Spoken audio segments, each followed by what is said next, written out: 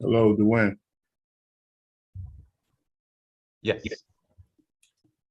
You got those diagrams? Yes, I did. I have them. Yeah, that's connected to that book. Oh, okay. So those are the ones you're going to insert into the text. Yeah,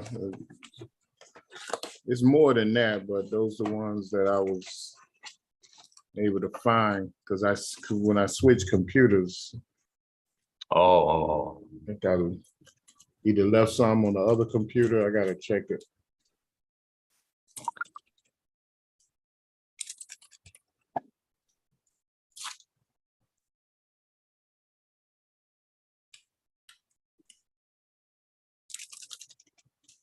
I think I'll start in a couple more minutes.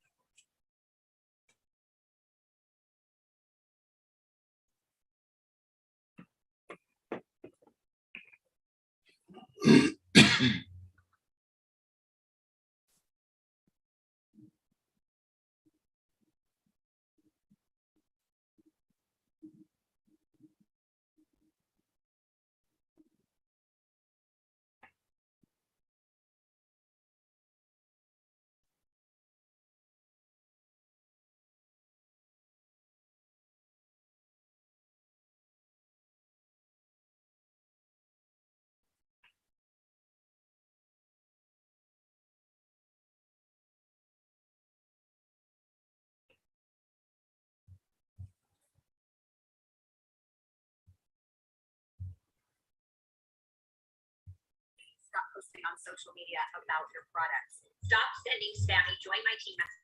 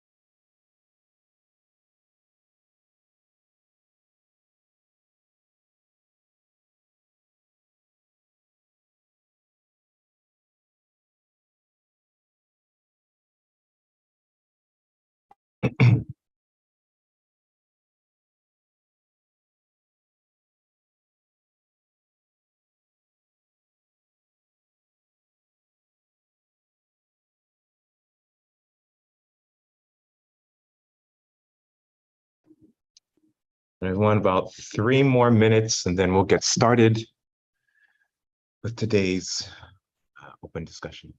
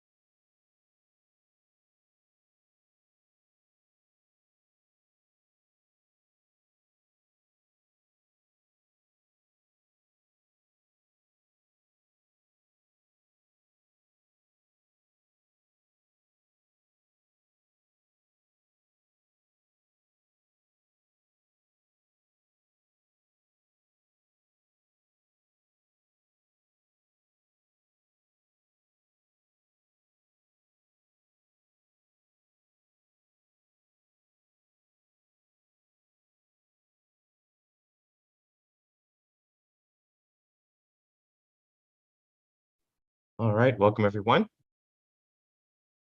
Let us begin today's open discussion on various topics.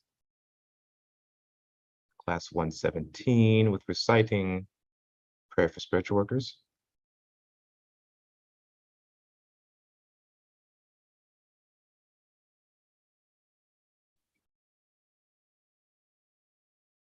Prayer for spiritual workers.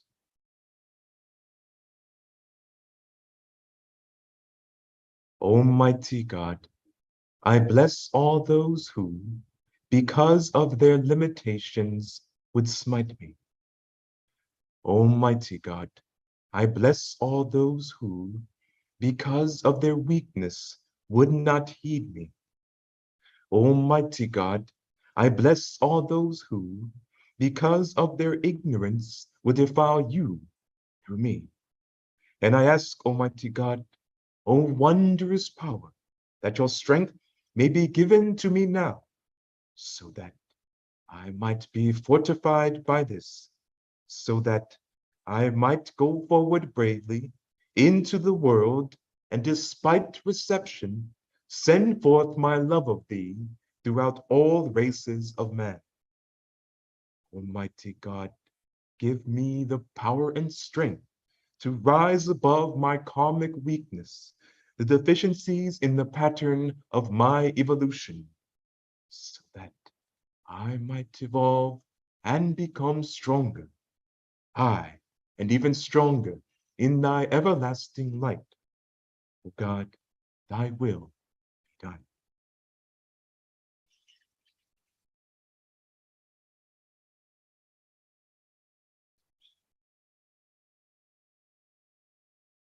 All right, welcome everyone to another open discussion and various topics. As per usual, feel free to post your questions in the chat if you're joining us via YouTube. If you're on Zoom, you can also use the chat as well as the raise hand feature to ask your question audibly. And through today's discussion, we will answer your questions relating to any subject. Sincerely have to be on what we're covering at the time. And hopefully we can generate some thoughtful discussion and also learn some things. Well, in the second half, or maybe in a few, we will continue with our survey or our review of the Metaphysics 101 early video series that Nehemiah gave, I'd say little more than 10 years ago. So if you go to our YouTube channel and you click on the playlists and you go scroll down a bit, some of the earlier playlists, we are currently reviewing some of these earlier classes. And the ones that we're looking at the next couple of weeks or so, including past week, is the Metaphysics 101. It's 2 videos.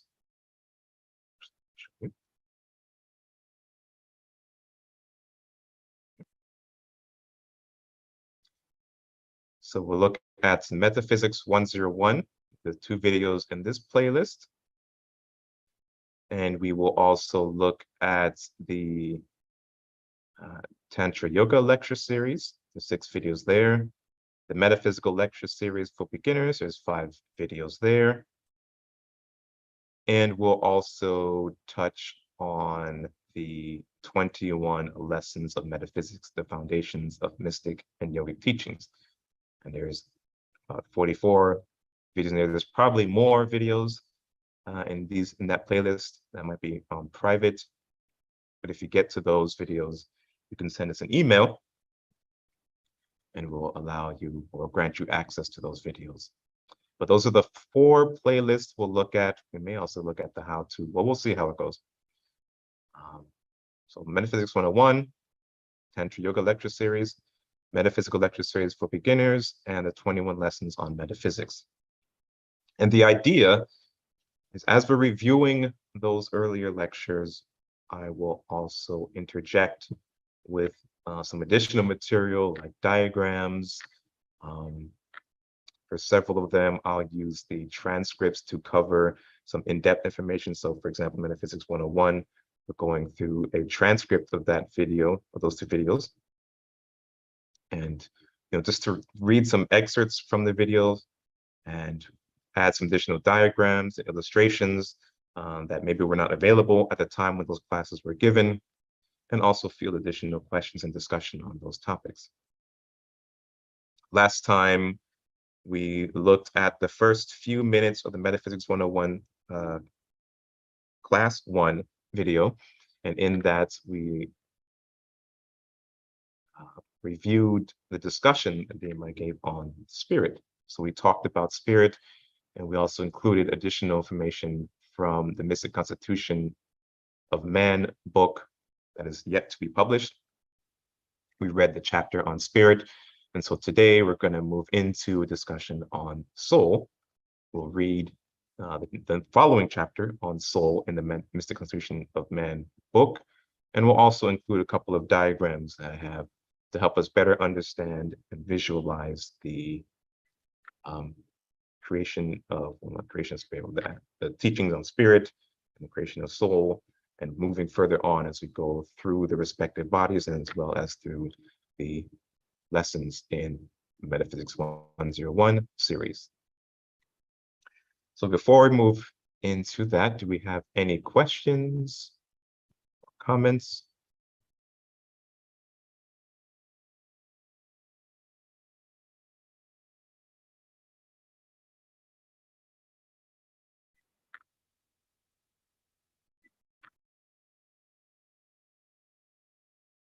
Is this?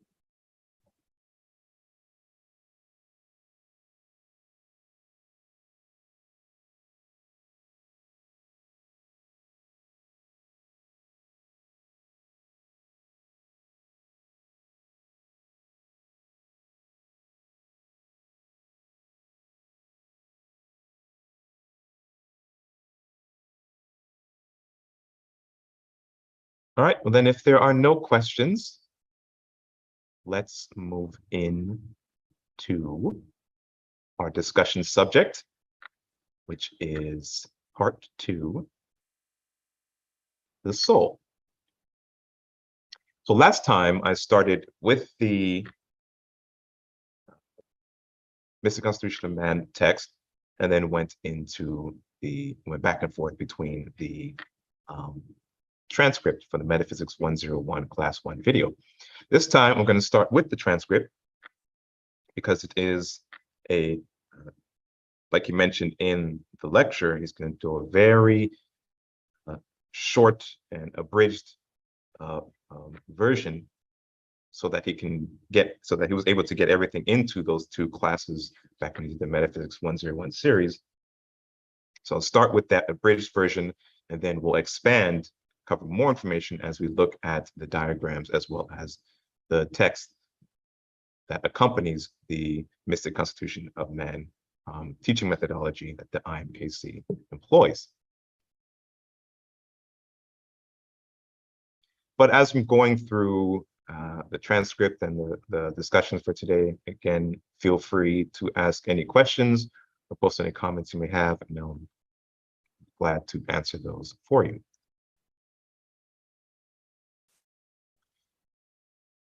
All right, so again, this is the transcript from or part of the transcript is not finished yet, from the transcript from the Metaphysics 101 series. And I'll just cover the parts referring to the soul. I may skip around a bit because I don't want to do a word for word verbatim cover of the video. You can go back and watch the Metaphysics 101 series. and which will be very beneficial for you. Just going to cover a couple of parts that talk about the soul, and then we'll move into chapter 2 of the Mystic Constitution of Man text. So continuing on from last week, so we have this sound. So with this sound came the signature of all things. Right? We're talking, referring to, previously had mentioned the spirit releasing the sound vibration of nada. So the sound that we're talking about here is the nada. All the directives inside the supreme sound came, all the expressed will of God was in this sound, which formed the soul. Okay, so this sound right here, and remember, this is a transcript of a lecture he was given. So he had written out nada. He had drawn a circle and written spirit inside of it. And then he said from the spirit, and then he made an arrow coming down. He wrote nada on the board. So he's pointing to the sound, nada. Sound right here, it formed the soul because the soul is manifested. And with the manifestation of the soul, with express will of God, the soul will begin to produce the directives of the spirit. So what does this tell you about the soul? The soul has a beginning. So it must have what? An end. But the spirit does not. The spirit does not have a beginning or end. The spirit was always here. So it was because it was always a part of the absolute. So the soul moves forward with its directive from the spirit, using its divine awareness of the spirit. It has a divine awareness of the spirit, and the soul begins to follow the directives of the spirit in order to manifest vehicles of expression for itself. Because essentially, the soul is what? The soul is a vehicle for the spirit. In what? In manifestation. The soul is a vehicle for the spirit in manifestation. So therefore, the soul has this supreme awareness about itself and about the spirit. In later in the lecture and in later classes, we'll go into more detail about those manifested vehicles of expression, i.e. The bodies. So the soul moves forward and begins to create other vehicles of expression because the soul realizes the primary expressed will of God through spirit is to involve itself and is to bring about involution so that once again, it can bring about evolution. So it goes through involution in order to produce evolution. That's the primary expressed will of God. That's what the soul begins to do. So what does the soul do? The soul realizes the Shakti, which is all power in the universe, the Shakti power. It gathers this Shakti power in order to build the necessary bodies for its expression through involution and evolution. We said many times that Shakti, is a universal source of power. So in the Shakti power, it has the karmic principles. I call them karmic principles. These karmic principles of Shakti, is to say in simple terms, is Shakti as mind, Shakti as prana, Shakti as dhyana, which is wisdom, and Shakti as love, or ananda. So these are the karmic principles of Shakti, and these karmic principles create the necessary pressure or framework that Shakti will work under. These are the divine karmic principles, and what it does, it creates the principle in which Shakti will work in, the karmic principles. It's the pressure in which Shakti will work.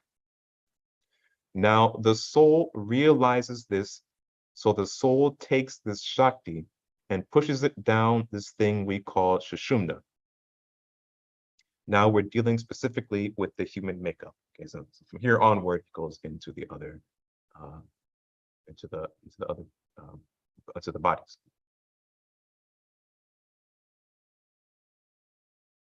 So in those 2-3 paragraphs, there's a lot of nuance and detail compressed into, if you go back and watch the lecture, maybe 5-6 minutes of dialogue. But we'll start there, and then now we will transition to the what? To the text. It's the Constitution of Man book to flesh out more information about this process Nehemiah is describing here of the soul, the karmic principles, the vehicles of expression, and so on, to give us a deeper understanding of this quite complicated topic. Before I move into that, are there any questions? Any comments? Is there anything you want to add, Nehemiah? No, not right now. Just get into the book and then we can help flush it out. Okay.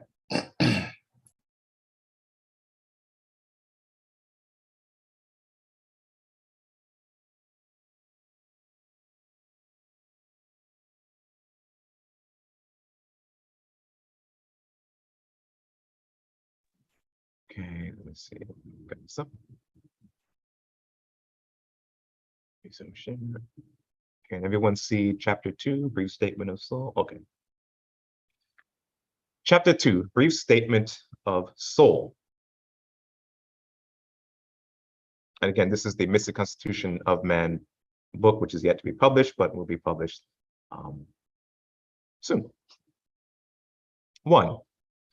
The soul is the manifested intelligence of the spirit, a supreme limited vehicle of manifested conscious awareness of the spirit as the soul. Self out of the way there.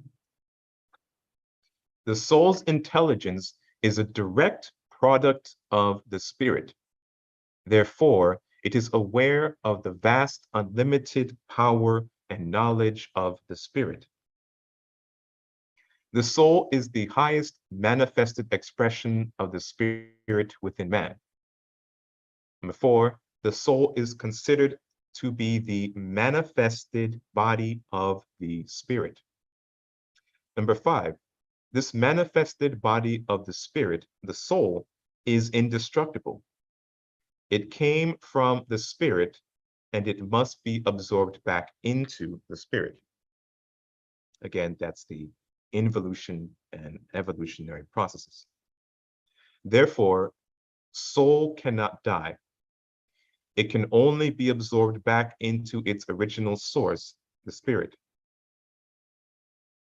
The soul's body is made of the highest manifested matter in the universe and remains on the highest realm of existence throughout the journey of involution and evolution.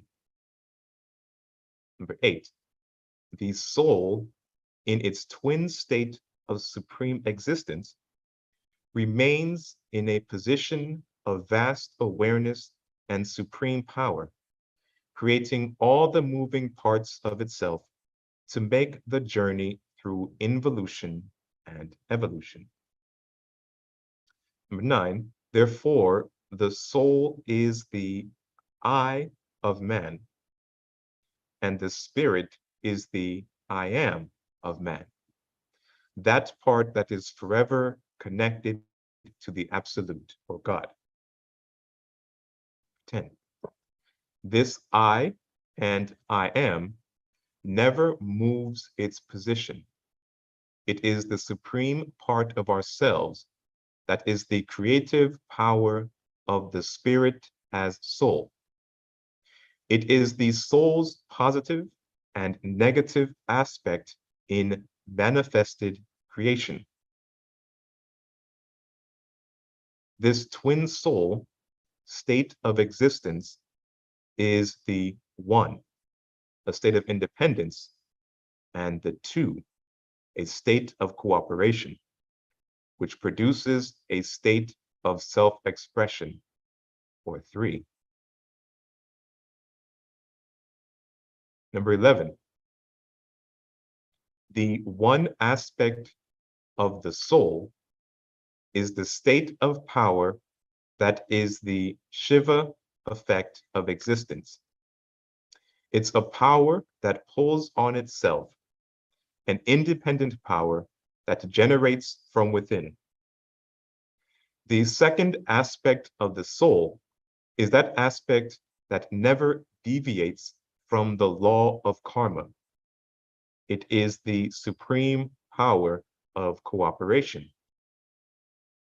These 2 aspects of soul come together to produce a third aspect, the supreme power of expression that moves forward throughout manifested creation, moving the embodied consciousness of the soul through involution and evolution back to its creative source as a conscious aspect of soul, no longer embodied by a supreme expression. The spirit represents pure silence, a pure static state, which is an endless potential of power, and soul represents a pure creative sound vibration in constant motion that is powered from spirit. With that power from spirit. The soul is charged with directives from the spirit. It involves itself into subtle etheric matter and various layers of gross matter through a process of involution and evolution in time frames of experience cycles.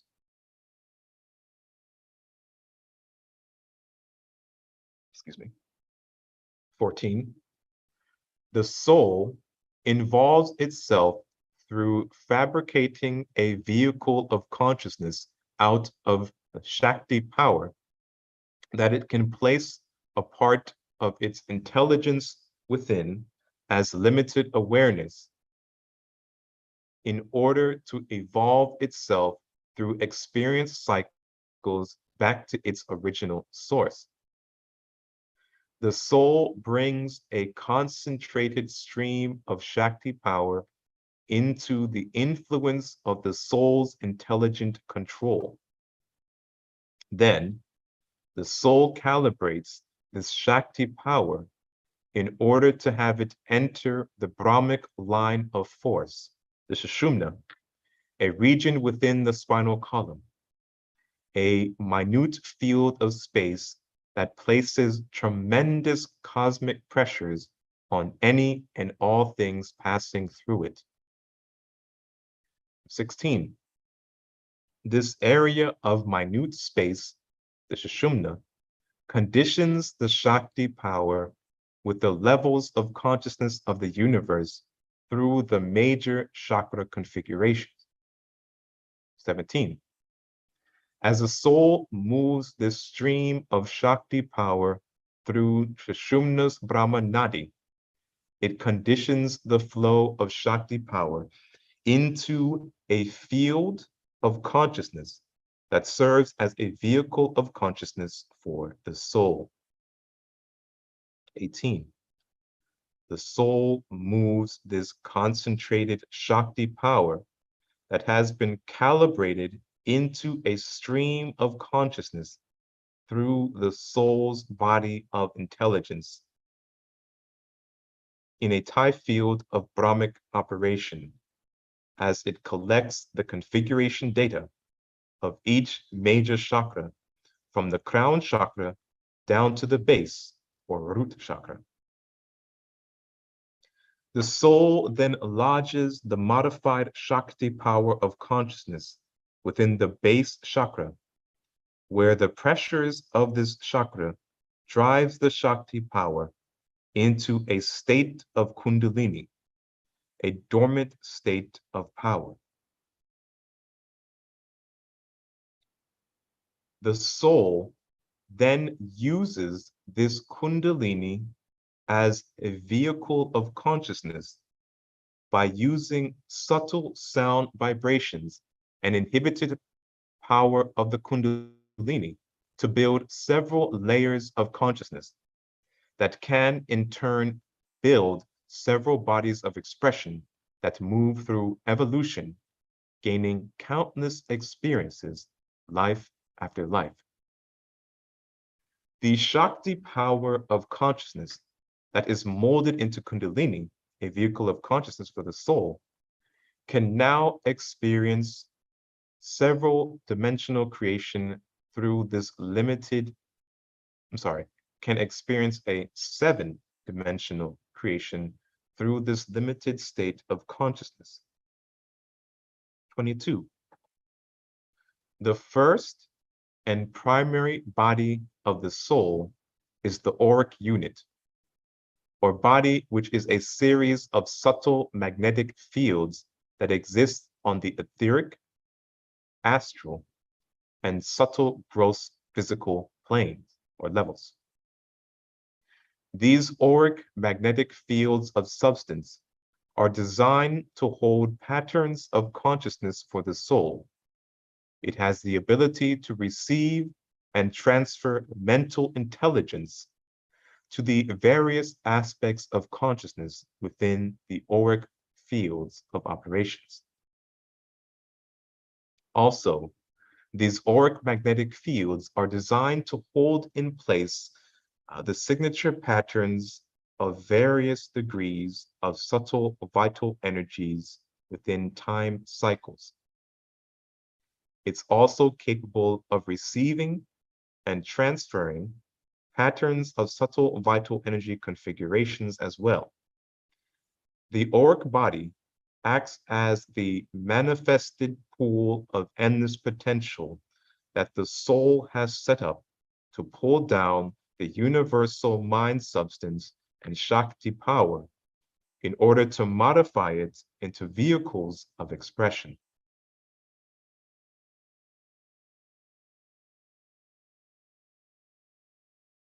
Okay. There's quite a lot there. Do we have any questions before I move into the next section?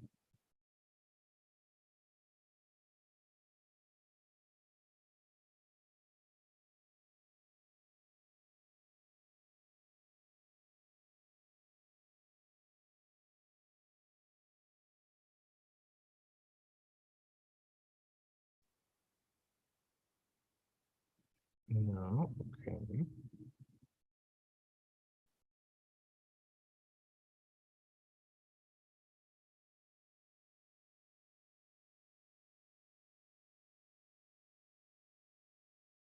Oh, let's see.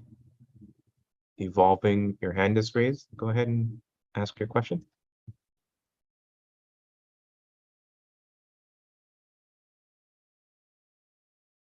I don't know if you can hear me. I have a question regarding like when we meditate and close like our chakras for the day. I've been wondering like about our layers. Do we need to like pull them closer? And this just is like really making me wonder even more when you talk about the orc layers and how it's pretty much giving us the wisdom and holding all these holds in a sense.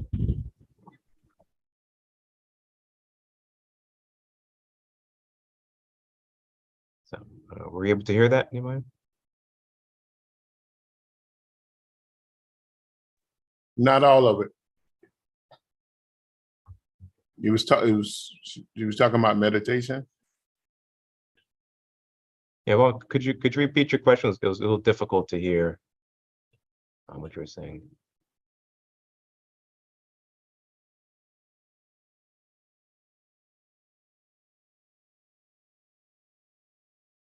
She's talking about methods of meditation.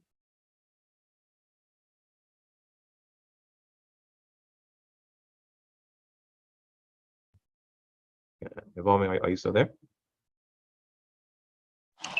Yes, I'm still here. I'm sorry. My phone was acting funky.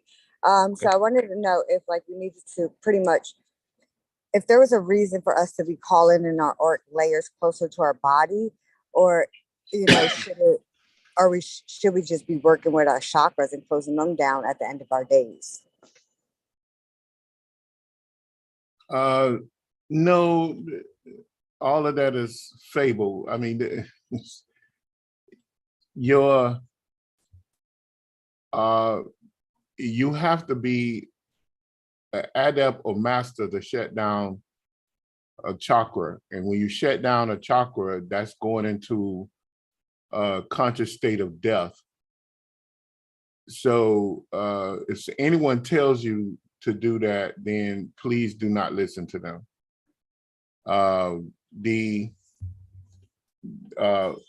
What you want to do, you want to enhance your concentration, which is being able to focus in on one thing and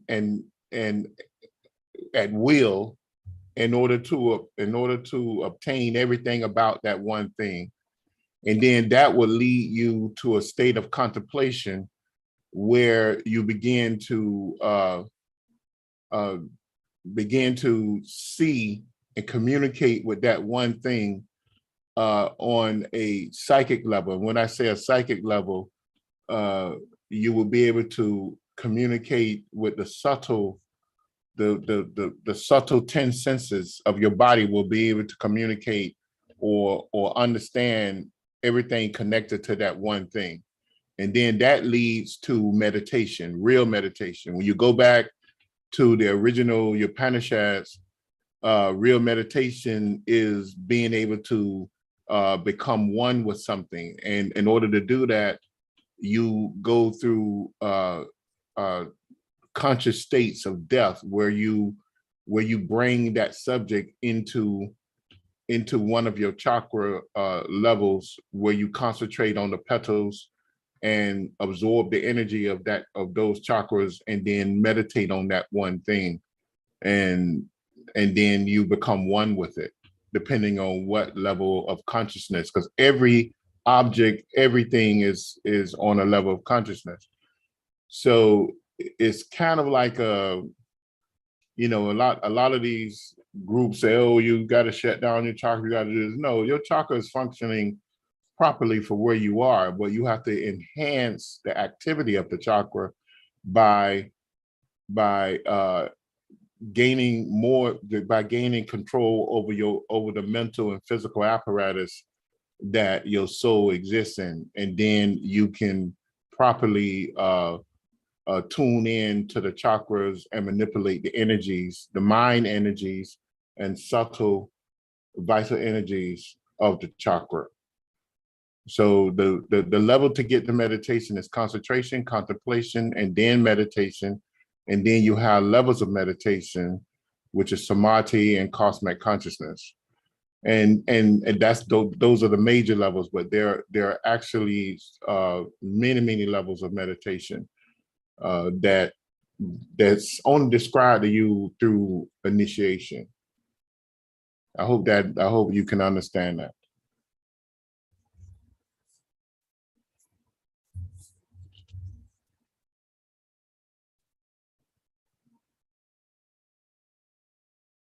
Yes, thank you. Yeah. Any other questions, Dwayne? Any questions or comments? Nothing yet on YouTube. I think it's close. Okay. And on another thing on there, when you was reading the transcript, Shushuna is not only in the body, it's within the solar system and it's within the galaxy. So I don't want people to think that Shushuna is just in the body. So yeah, you did go over that in the Tantra Yoga series, but I think but in that lecture you kept it to just the human body. Yeah.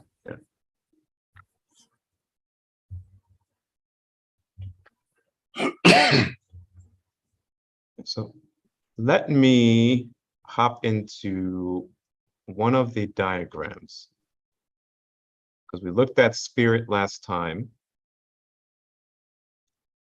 and we're still talking about spirit and soul. But before I move into the rest of that chapter, talking about soul, I guess for some people it may be easier to understand, or for myself to grasp this information. We have both visually with illustrations as well as with text. So let's take a look at this diagram, which talks about the spirit. Gives the word a bit more, gives them the detail about spirit. And there's another one talks about the evolutional path of the soul. We'll look at that, and then we'll come back to the chapter and read the rest of text. Let's try and get this clear for you guys. Dwayne, is this Yes. is this diagram a graphical representation of what you previously read? This is, well, actually, this is a graphic representation not of today's material, of last week when we were talking about spirit. Okay.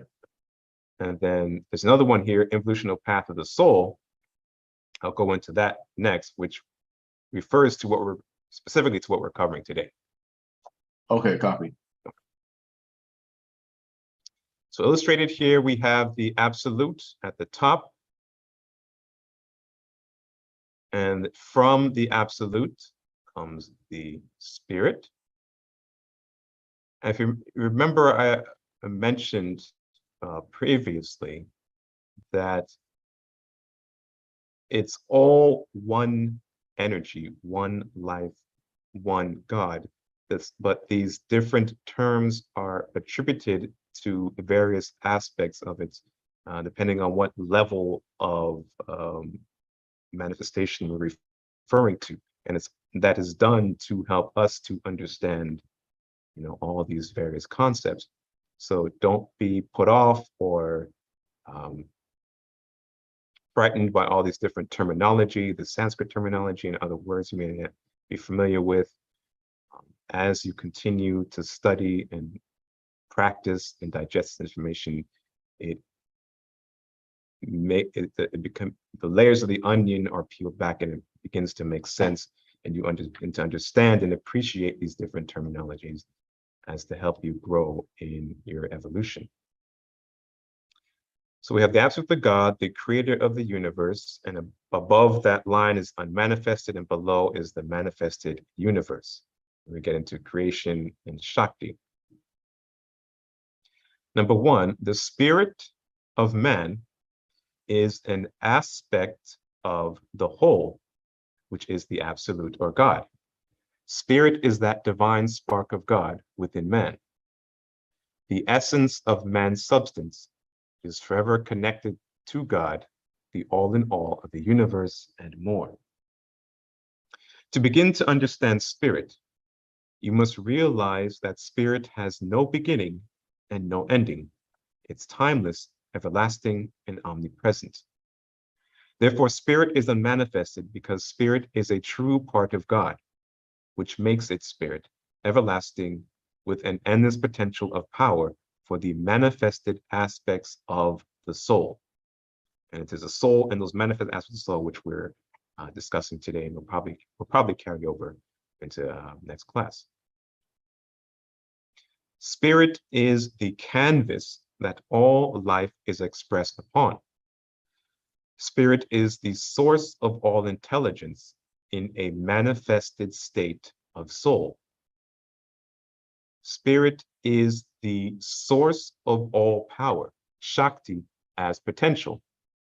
And the soul is the body of spirit, the manifested intelligence from spirit. Spirit is the source of the manifested creative power of the universe, with directed motion within a sea of universal mind. Spirit is the framework for divine law, karma.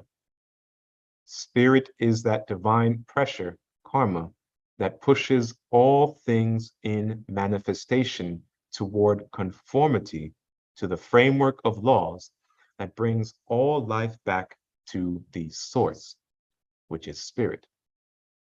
Therefore, spirit is the great ancient power of Shiva. It is the great endless positive, negative, and neutral power of the universe, in a state of an unmanifested and manifested potential. Spirit gives life through the process of involution and absorbs life through the process of evolution. It, spirit, is the creator and the destroyer of life. Through spirit, Shiva, comes the first creative sound, the Vak, Nada Shakti. It brings forth the creative Shakti, or all power, out of Shiva, spirit, as manifested potential to be shaped and molded into any and everything. From spirit comes the perpetual creative power of the universe, Nada, the creative sound vibration that gives motion, substance, meaning, and life to the all-pervasive Shakti power, or all power. From spirit is the universal Shakti power, the Shakti principles of the universe that gives a configuration signature to Shakti that serves to modify Shakti. There are 4 distinct Shakti principles that act as karmic signatures within the framework of creation, or the manifested world. From spirit comes the Shakti, all power, wrapped in its Nada power of expression and its principles, realms of Shakti, which are the framework and boundaries for the karmic signatures of the universe. From spirit comes the Shakti, all power, and its principles, and from that comes the cosmic elements of the universe. From spirit comes the karmic framework of the 7 dimensions of creation. These 7 dimensions are known as divine will, mind, motion, time, breath width, 6 height, and 7 length. And so if you think back to other lectures Nima has given where he's shown the illustration of, actually it might be here, so I don't have to refer to it.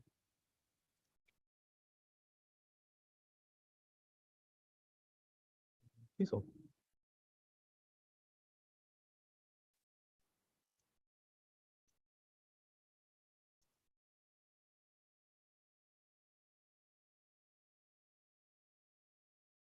Or when he's referring to, I actually want to pull it up so I don't have to make you guys scratch your brains. Wait for it. 1 second.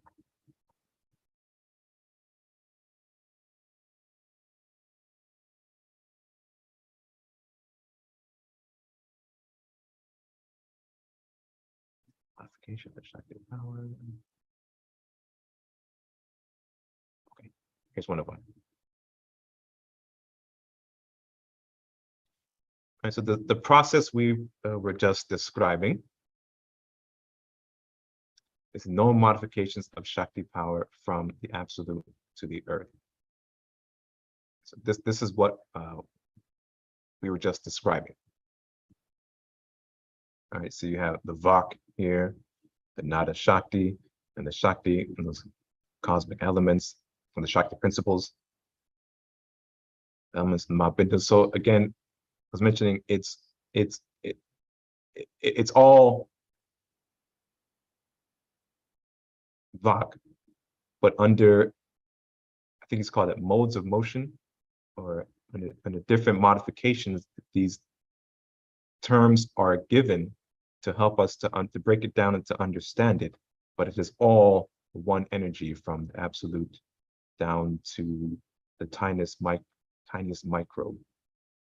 It's all that one energy. And if you remember, when in Tantra Yoga, the Tantra series, when Dima was referring to the galaxies, the solar system, you have the central sun of the galaxy releases a vibration, a sound vibration, and that is taken in by the sun, our sun, the solar system. It's modified, released out again, and then the planets take that energy, modify it, release out again, and so on and so on and so forth. So at each level of modification, if I remember correctly, I was saying that a different term is given to that modified energy, but it is all still that one energy. Is that correct?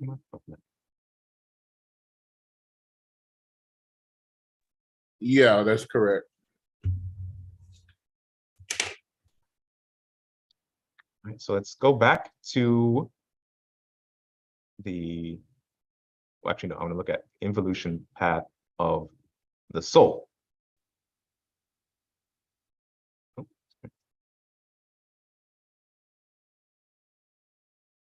So the involutional path of the soul, you have the absolute, the supreme presence of God, the all in all. Does it go left to right or top to bottom? I think it goes left to right and then top to bottom, right? Like this. Left to right. That's right. Okay. Then you have Vak, the powder sound, the first spoken word, the soundless sound, which yields creation, the manifested universe. And 2 with the Shiva, the creative power and destructive power of God, leading Vaknada, the creative everlasting sounds of the universe, and then Shakti, the creative subtle power of the universe. And Spirit, a divine spark of God, charged with the responsibility to manifest the soul. The Nada, a pure creative soundless sound with the soul specifications, and then soul, the manifested body for spirit to express its will in manifestation. And 4, Bindu, a concentrated point of supreme subtle power as a point of consciousness. Soul, a manifested point of the expressed will of God in the highest form of existence. Nada, the expressed power of the soul to bring about the tools of involution and evolution. 5, Spirit, the supreme power and all knowledge space behind the Bindus. Bindu Nada, the aspect of the Bindu that releases the creative power of Nada Shakti. And then soul, it is the aspect of the soul that pulls on the power of spirit and Bindu to mold and shape its vehicles of expression. That earlier mentioned as the org unit. Bindus and soul. The soul pulls on the Shakti power and pushes it through Brahma Nadi, through the Brahma Nadi of Shumna. Nada Bijas, the soul's seeds of consciousness placed in the Brahma Nadi and compressed Shakti. Shakti consciousness, the product of Bindu, soul, and formation of Bijas to awareness. Excuse me. 7, Shashumna, a minute space that absorbs pure subtle power within its core, the Brahma Nadi. Kundalini, the soul's vehicle of consciousness brought about by the compressed Shakti power consciousness. And then Nadis, a flow of divided life force power from dormant power of Kundalini. And we'll get into more information, more detail about that as we look at the bodies that make up the org unit in future discussions. So let's go back to our text and dive even more into the soul, the manifested traveling body of spirit.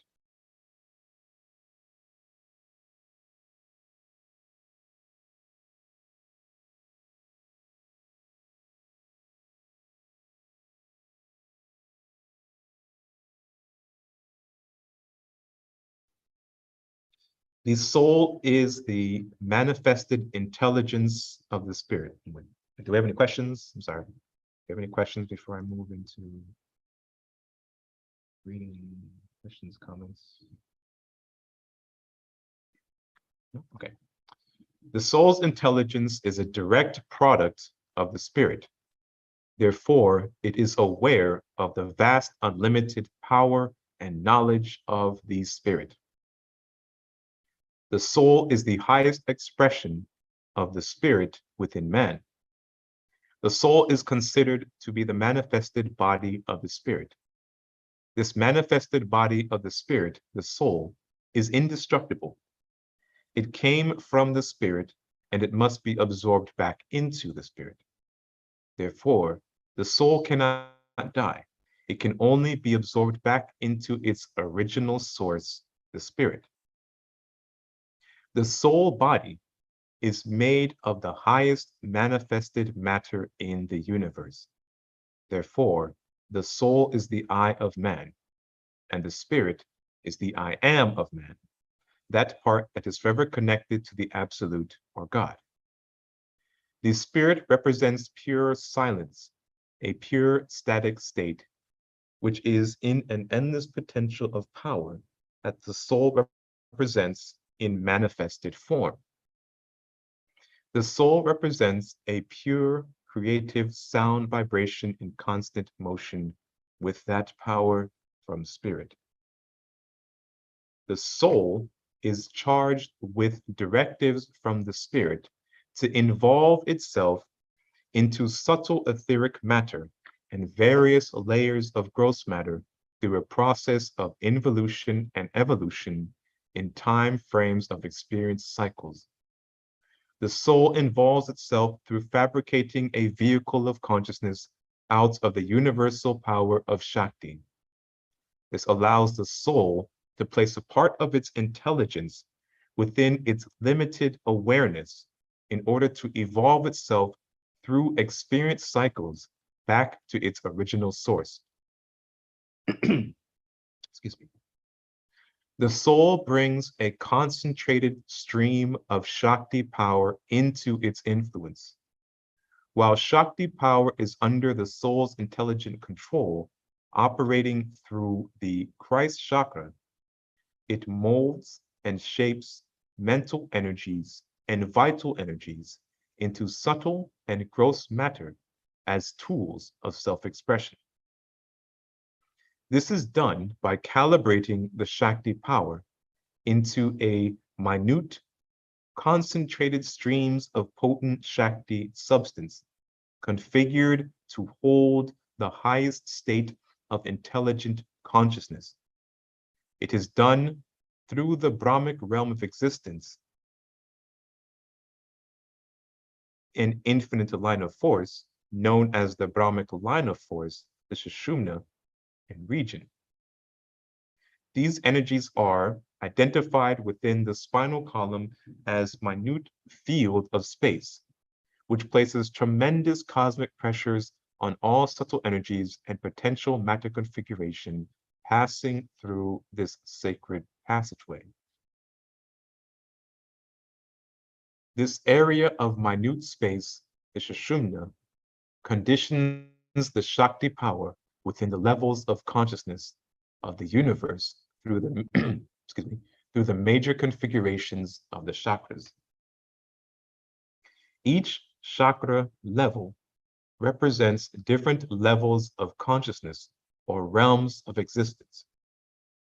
As the soul moves this stream of Shakti, configured power, through Sushumna's Brahmanadi, it conditions the flow of Shakti, configured power, into a field of consciousness that serves as a vehicle of consciousness for the soul.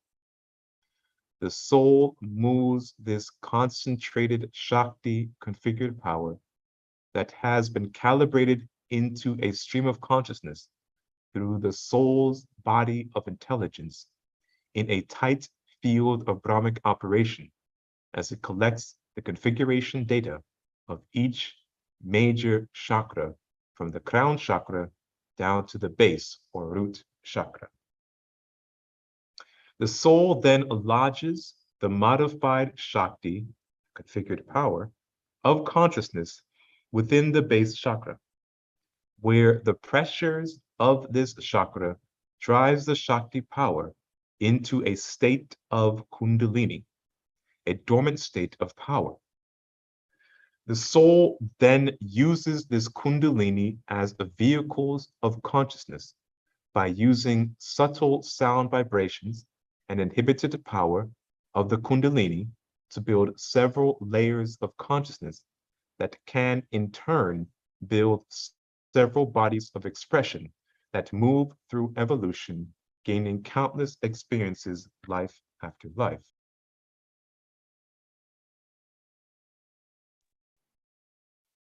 The Shakti consciousness that is molded into Kundalini, a vehicle of consciousness, for the soul can now experience a minimum of 7 dimensions of creation through its limited state of consciousness.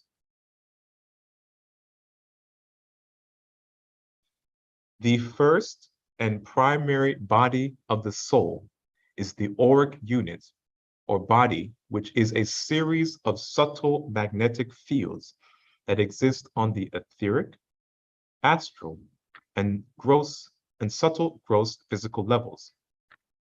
These auric magnetic fields of substance are designed to hold patterns of consciousness for the soul. It has the ability to receive and transfer mental intelligence to the various aspects of consciousness within the auric fields of operation. Also, these auric magnetic fields are designed to hold in place signature patterns of various degrees of subtle vital energies in time cycles. It's also capable of receiving and transferring patterns of subtle vital energy configurations as well.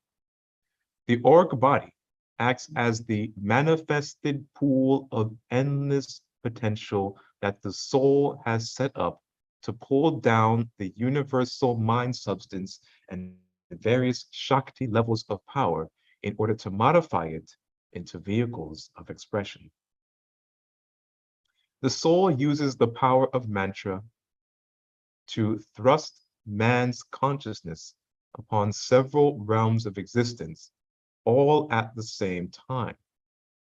Mantra is an aspect of the Shakti, or creative power, that expresses consciousness throughout all forms of life as the will of God to manifest evolution from involution. The science of Mantra Sastra teaches that within the human body is a sound body created by the soul by repeating an aspect of the original word released by God at the start of creation. This body of sound vibrations is the consciousness of man. It is the first layer or body of the soul. The sound body is the background power behind all bodily functions, subtle and gross. This is the meaning behind the Eastern ancient chakra symbols that are represented as Sanskrit letters for various sounds that expresses several layers of the soul's manifested consciousness.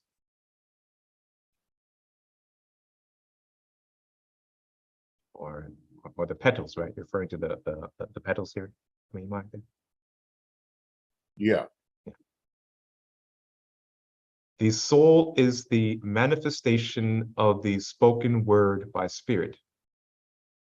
As the body of expression for the spirit, the soul repeats the spoken word, and over 100 points of the soul's consciousness expresses itself. These points are concentrated harmonic sonic signals that break themselves up into many sonic vibrational signals that mold and shape the cosmic energies into many parts.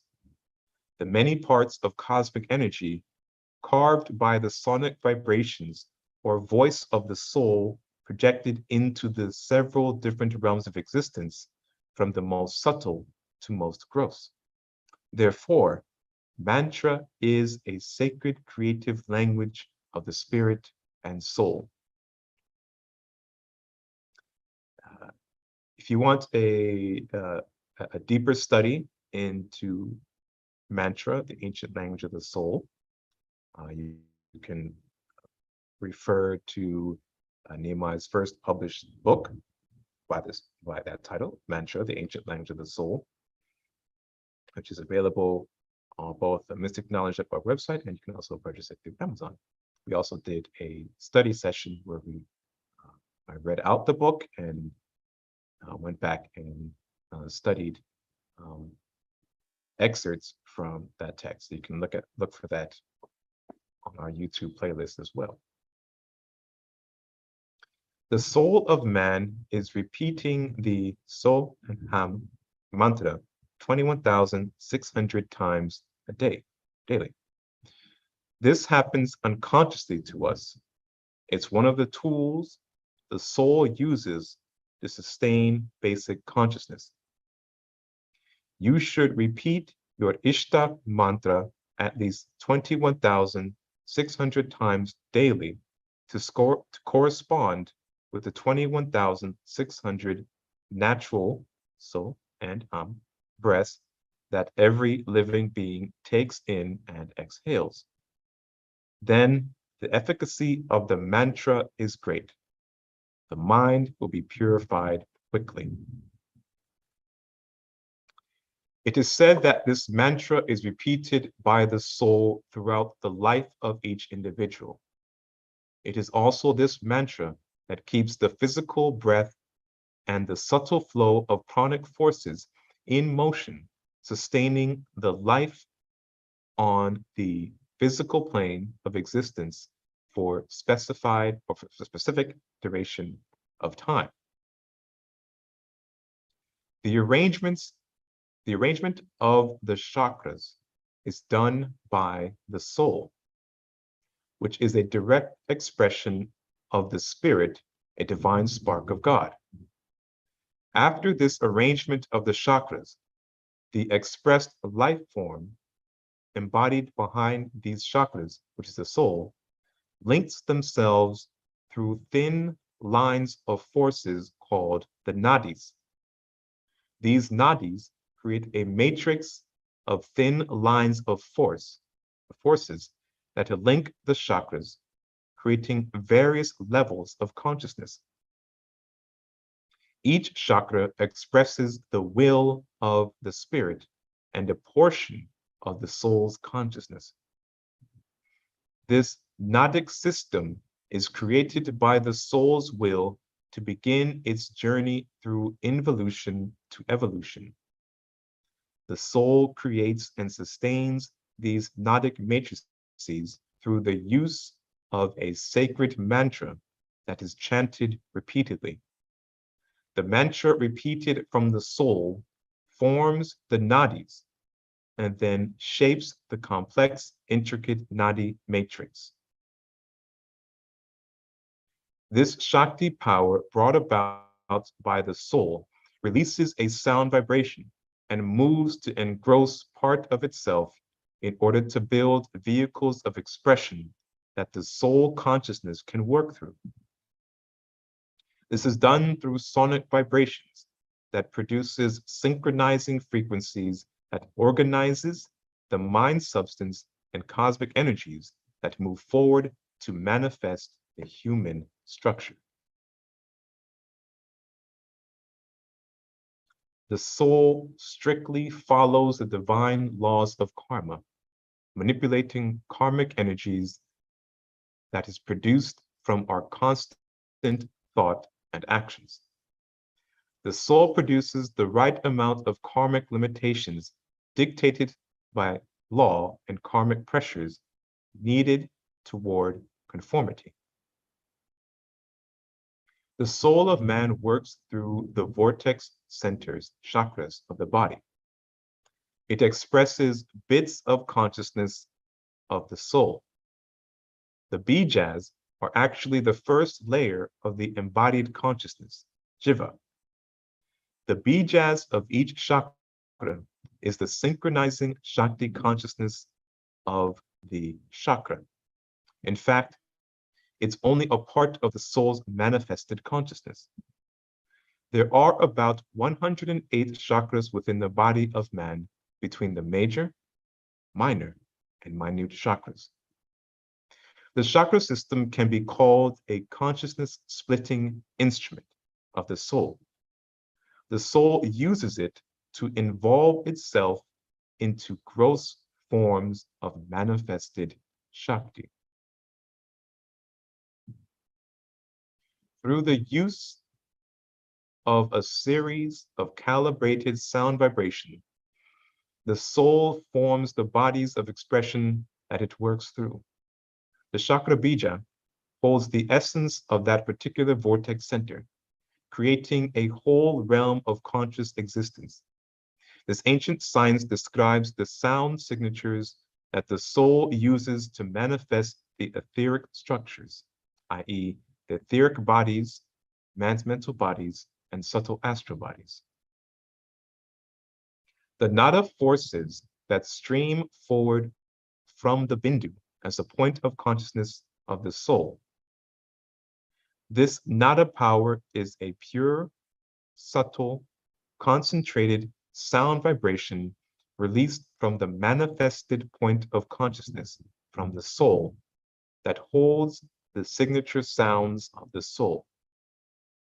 The nada force comes from the soul through the bindu, expressing the chakra bija sound, which is the main seed mantra of the chakra, or the original sound produced through the chakra.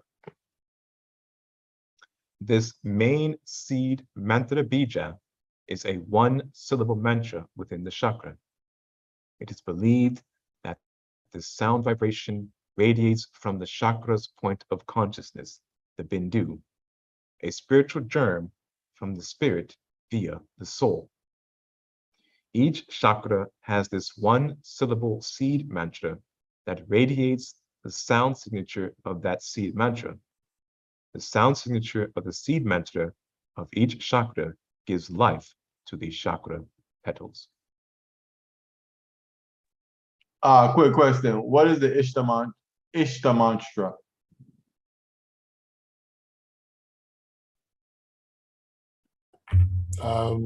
It's related to the I am the spirit that works through the soul.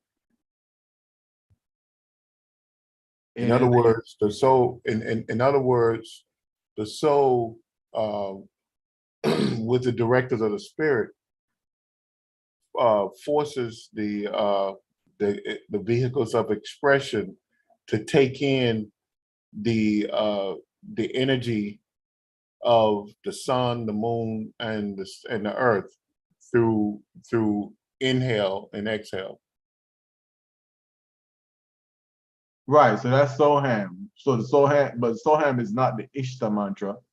No, it's the action. The Isha mantra is the action of the Soham is a derivative of the that action.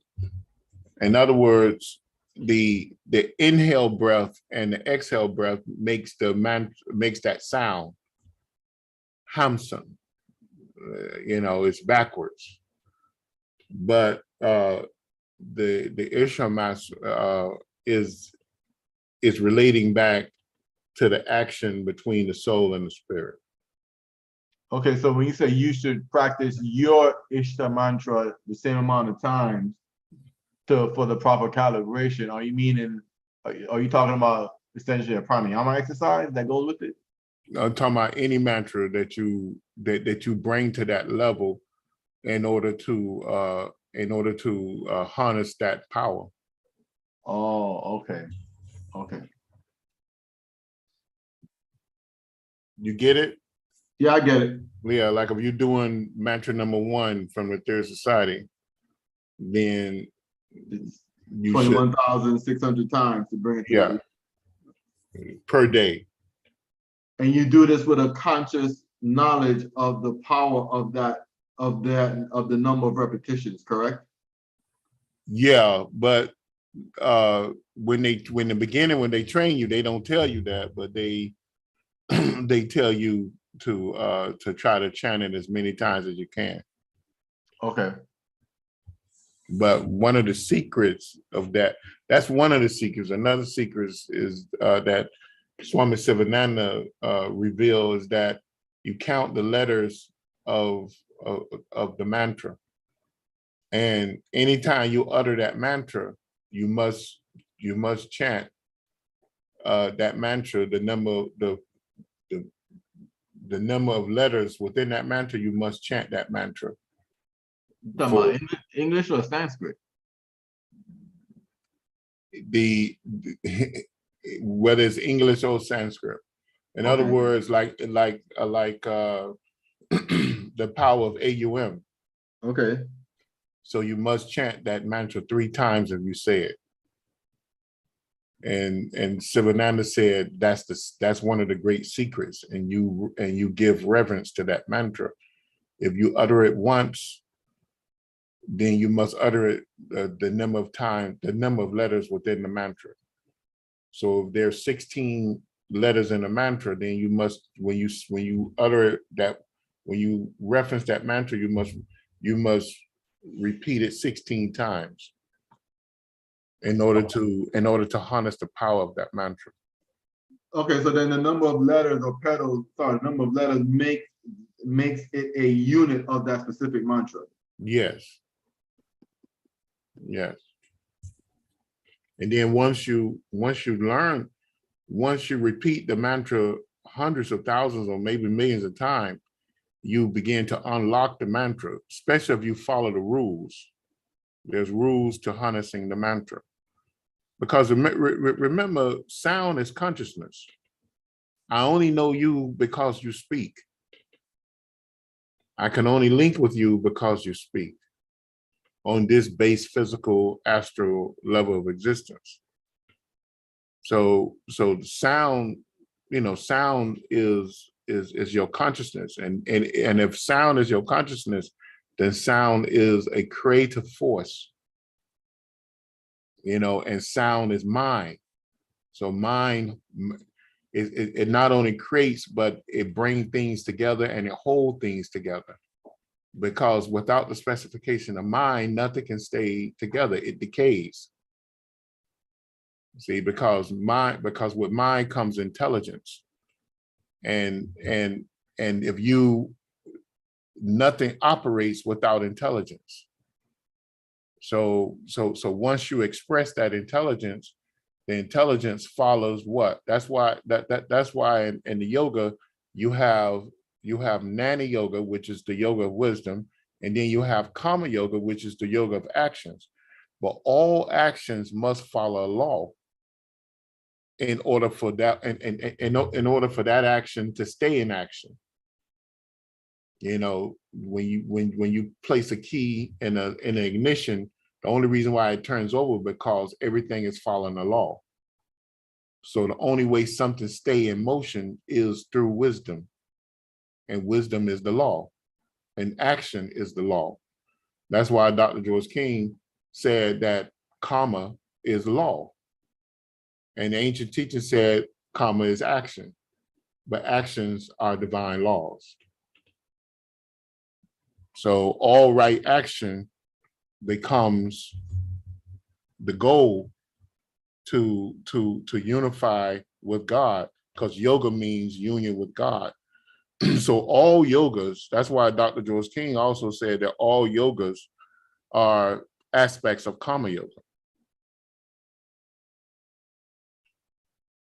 So with sound is that unifying power that express wisdom, mind, and law. All right, so then if the bija is a one syllable mantra, then do the letters for that bija, calibrate that center or calibrate that chakra to respond and allow that bija to respond to you? Is that what the letters are for? Are they all there for a calibration for that single syllable mantra? Yeah, what we're taught is that you have in each chakra you have a bindu, and in that bindu has a series of BJs, or what they call petals, which is other sound signatures that help to calibrate that vortex center. So when you gain the ability to contemplate and then meditate, your main goal is to meditate on each petal or BJ, and in order to activate that chakra and tap into the bindu, which is the one syllable mantra. Okay. So that's that's one of the laws, or one of the great secrets that was revealed to us many years ago. And I think the Serpent Power book speaks on it, and also Swami Sivananda speaks on it in his book called Kundalini Yoga. Okay.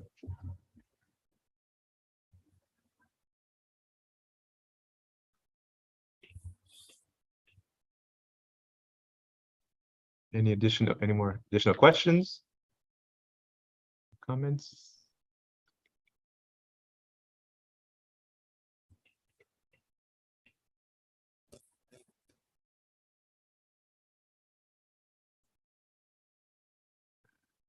I had a question about points 10 and 11 here. Mm-hmm. Says point 10, so this is this I and I am never moves its position. It's a supreme part of ourselves that is an aspect of the creative power of the spirit as soul. It's the soul's positive and negative aspect in manifested creation. This twin soul state of existence is the one, a state of independence, and two, a state of cooperation, which produces the state of self-expression. 3. So these twin, the first two states, 1 and 2, they don't move. It's the third state that moves and actually produces the auric body. Yes. Okay.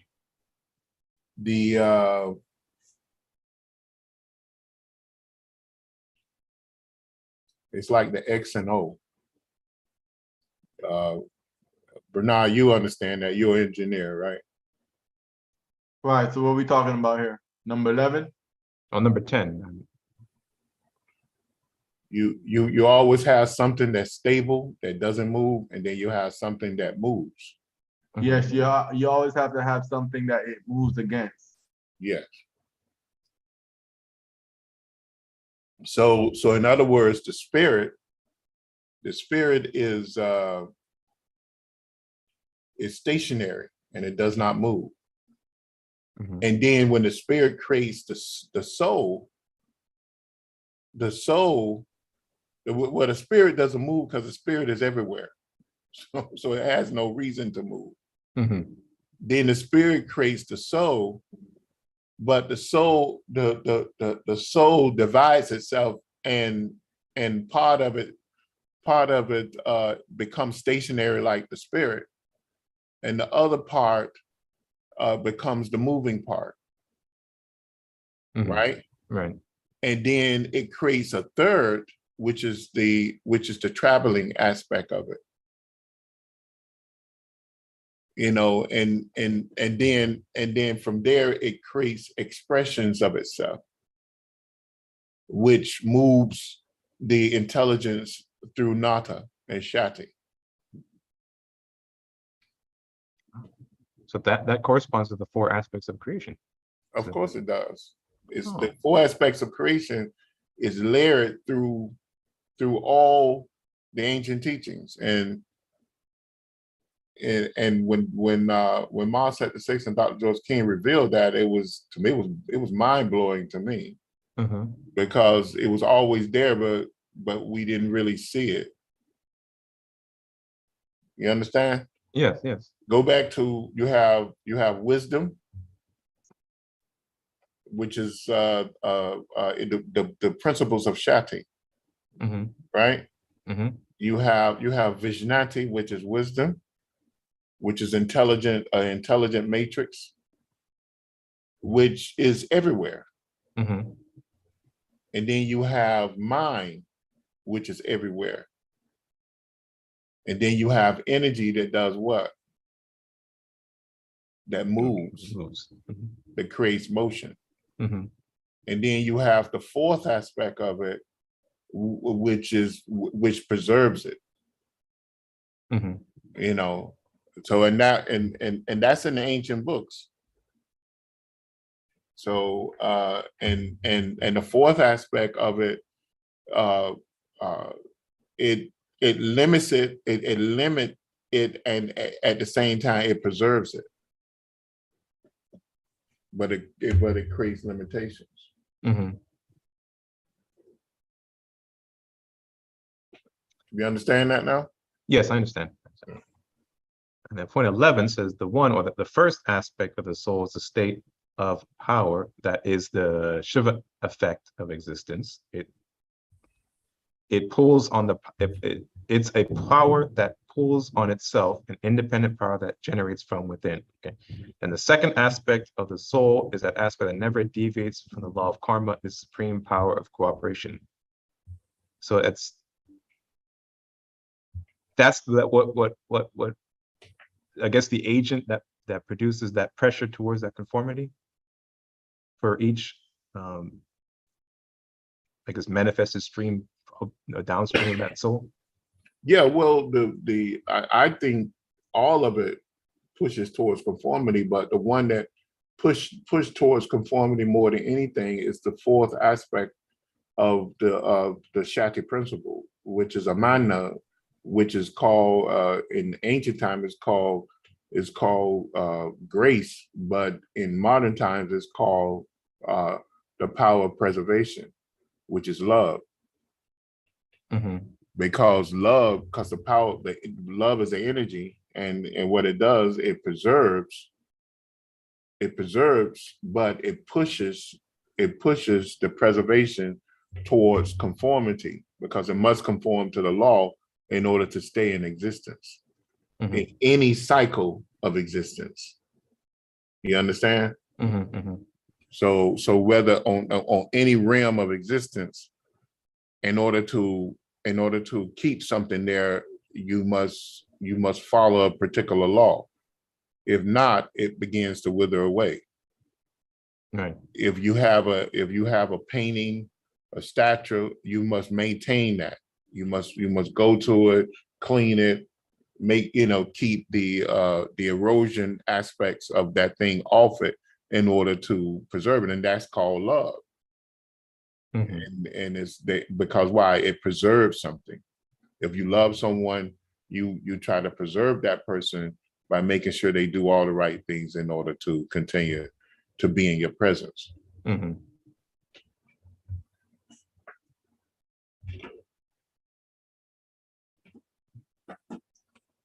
Any additional questions or comments?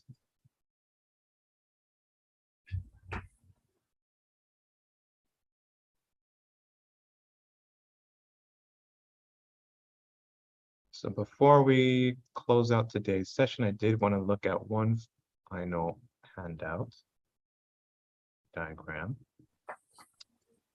And these are 3 pages of illustration that summarize what we've been reviewing for the last class, this class, and we'll continue to review as we go into more detail of the org unit.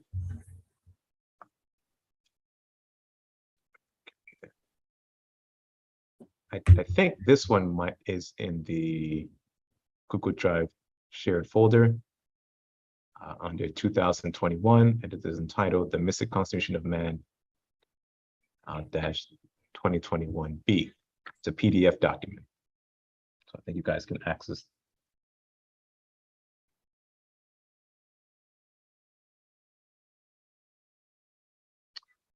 Princess, you're saying no, no to what? It's not in the folder, or I'm not sure what you're saying no to. Or no, you don't have any questions. Oh, okay. Thank you. If you look at this diagram, it shows exactly what I was just talking about as well. Mm-hmm. It shows the twin soul.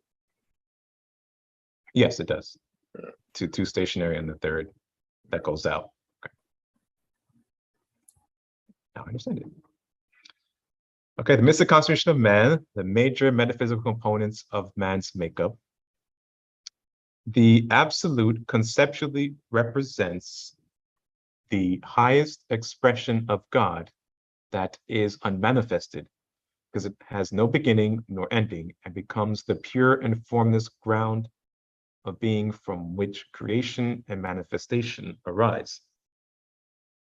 Therefore, the spirit of man by default is also unmanifested and becomes the all-knowledge space, point of consciousness, and divine source of power for the soul. That unmanifested existence is the absolute or God, which is often described as infinite, omnipotent, omnipresent, and omniscient. This infinite endless potential becomes the power source for the universe and all its life forms, from the macro to micro. The soul is manifested from the spirit.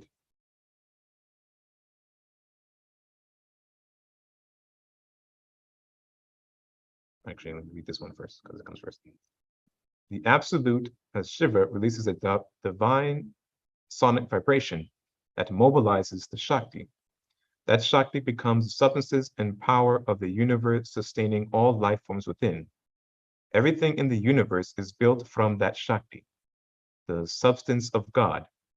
Shiva is the ultimate creator, while Shakti, being a product of the original divine sonic vibration, is the creation. This Shakti then creates a cosmic matrix of modified Shakti that becomes the substances and bodies for the universe. Galaxies, solar systems, suns, planets, and moons. These Mahabindus become the celestial distributors for expanding life and power throughout creation. Okay, then come back up here. The soul is manifested from the spirit, a divine spark of God. For reasons unknown, the Absolute decided to involve a part of itself in a manifested periodical state of being. This manifested aspect of its being exists in various states of matter, operating in multiple layers of motion and time in order to gain experience. The soul, following the directives of the spirit, pulls on the creative substances of the universe to build itself an indestructible body layered in multiple levels of consciousness to gain experience in countless cycles of incarnations. This indestructible body is the auric body. It is the personal body for the soul of man. The auric body then creates an envelope of divine substance that feeds all the vehicles of expression utilized by the soul to gain experience in reincarnation cycles. All incarnated bodies exist in cycles within the auric body, which acts as an envelope of matter that sustains the bodies or vehicles of expression.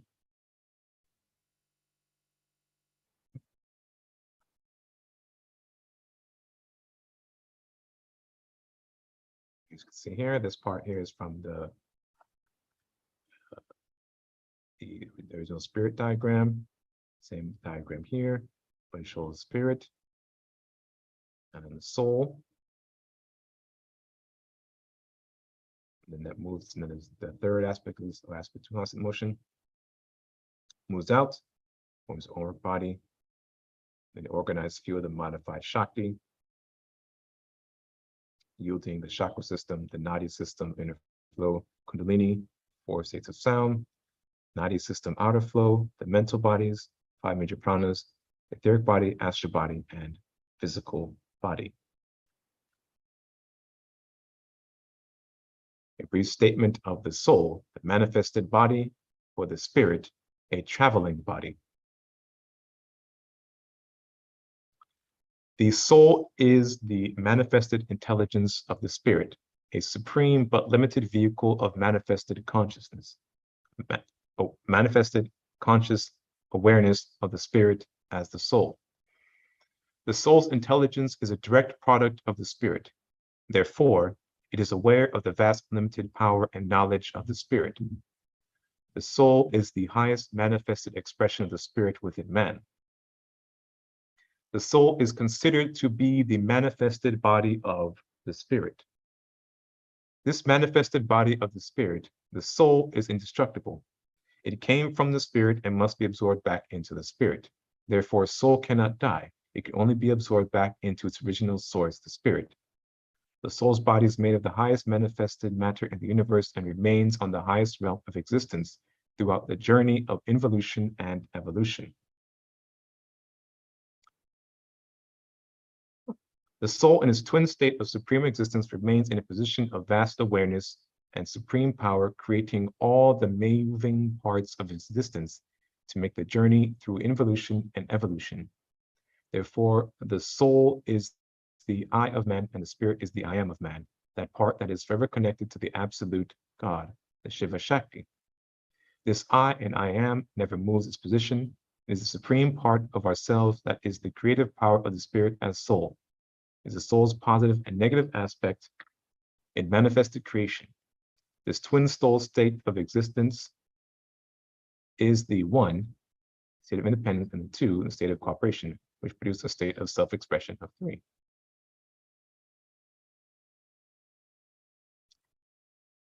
Aspect 1 of the soul is a state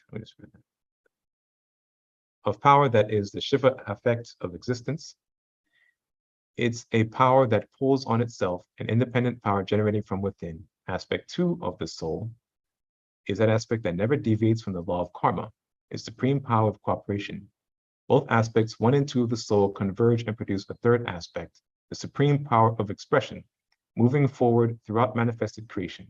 It carries the embodied consciousness of the soul through involution and evolution back to its creative source as a conscious aspect of the soul, no longer embodied, but still remaining a supreme expression. The spirit represents pure silence, a pure static state, which is an endless potential of power, while the soul represents a pure creative sound vibration in constant motion with that power from spirit. The soul is charged with directives from the spirit to involve itself into subtle etheric matter and various layers of gross matter through a process of involution and evolution in time frames of reincarnation cycles. The soul involves itself through fabricating a vehicle of consciousness out of Shakti power that it can place a part of its intelligence within as limited awareness, evolving itself through experience cycles back to its original source. The soul brings a concentrated stream of Shakti power into the influence of the soul's intelligent control. Then, the soul calibrates the Shakti power in order to have it enter the Brahmic line of force, the Sushumna, a region within the spinal column, a minute field of space that places tremendous cosmic pressures on any and all things passing through it. This area of minute space, the Sushumna, conditions the Shakti power with the levels of consciousness of the universe through the major chakra configuration. As the soul moves a stream of Shakti power through Sushumna's Brahmanadi, it conditions the flow of Shakti power into a field of consciousness that serves as the vehicle of consciousness for the soul. The soul moves this concentrated Shakti power that has been calibrated into a stream of consciousness through the soul's body of intelligence in a tie field of Brahmic operation as it collects the configuration data of each major chakra from the crown chakra down to the base or root chakra. The soul then lodges the modified Shakti power of consciousness within the base chakra, where the pressures of this chakra drives the Shakti power into a state of Kundalini, a dormant state of power. The soul then uses this Kundalini as a vehicle of consciousness through subtle sound vibrations and the inhibited power of the Kundalini to build several layers of consciousness, which then builds several bodies of expression that move through evolution, gaining countless experiences life after life. The Shakti power of consciousness is that molded, the Shakti power of consciousness is molded into Kundalini as a vehicle of consciousness for the soul, can now experience a 7-dimensional creation through its limited state of consciousness. The first and primary body of the soul is the auric unit, or body, which is a series of subtle magnetic fields that exist on the etheric, astral, and subtle gross physical levels. These auric magnetic fields of substance are designed to hold patterns of consciousness for the soul. It has the ability to receive and transfer mental intelligence to the various aspects of consciousness within the auric fields of operations. They are also designed to receive and close and transfer the signature patterns of various subtle vital energies in time cycles. The auric body acts as the manifested pool of endless potential established by the soul to pull down universal mind substance and Shakti power, modifying it into multiple vehicles of expression. So are there any final questions or comments before we close out today's open discussion and various topics session?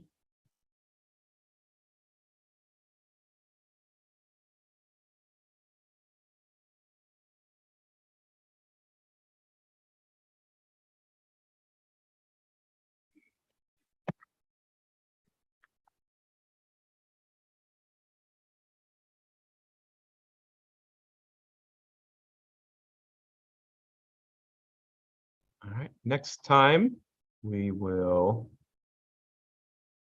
take a look at the auric body. We will move into the next section in that Metaphysics 101 lecture series, class 1, where he moves into the aura and starts describing the bodies. We'll look at chapter 3, which also describes chapter 3 was the title, chapter 3 title, yeah, the auric body, the body of the soul. And we'll work our way through Metaphysics 101 series, then transition into the other series once we complete this current one. So any final questions, any final comments, or anything you want to add, Imai? No, it's good. We maybe on the next one, those diagrams I did on the absolute. Maybe we can enter so that everyone have an understanding of how we see the absolute. Okay. You have those diagrams, right? Yes, I believe I do. All right, so let us close out with reciting the New Lord's Prayer.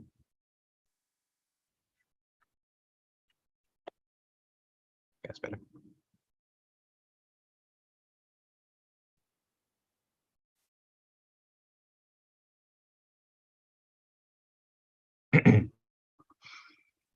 The new Lord's Prayer.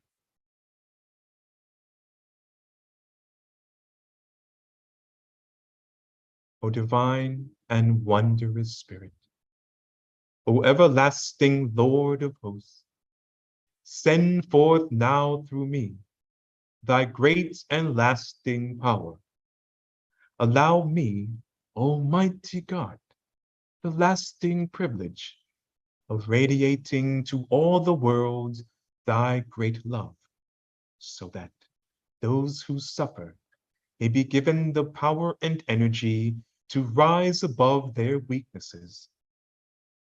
Almighty God, in great humility do I ask you to send forth your power to give to me this great lasting privilege of being a channel, so that my suffering brothers may be helped and guided and healed and lifted into thy light, so that they who know not may look up, and in doing so receive their higher selves your divine counsel. Almighty God, this day have you granted me a divine privilege. I ask you now to give to me the strength so that never again will I turn from my inner vision of you. Oh, great peace, great peace, great peace. In praise of your greatness, O God, doth my soul sing. Grant it energy to sing on forever and forever.